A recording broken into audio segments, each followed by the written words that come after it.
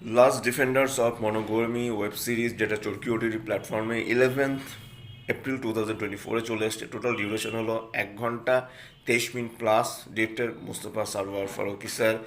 আমার এখানে কিন্তু চঞ্চল চৌধুরীর অভিনয় খুব ভালো লেগেছে। শুধু চঞ্চল চৌধুরী একা নয়, তার সাথে কিন্তু জেফার কিন্তু রীতিমতো পাল্লা দিয়ে অভিনয় করেছে এবং দুজনের কাজ আমার বেশ ভালো। ওয়ান টাইম ওয়াচের জন্য এই ওয়েব ফিল্মটা তোমরা দেখতেই পারো, লাস্ট ডিফেন্ডার্স অফ এখানে of last defenders of monogamy. এবং এখানে গান দুটো আমার বেশ ভালো লেগেছে। কমলায় নৃত্য করে আহ, সেই গানটা, এবং আরও একটা গান রয়েছে, সেই গানটা কিন্তু বেশ বেশ ভালো, এবং যারা গানগুলো গেয়েছে খুব ভালো গান গেয়েছে।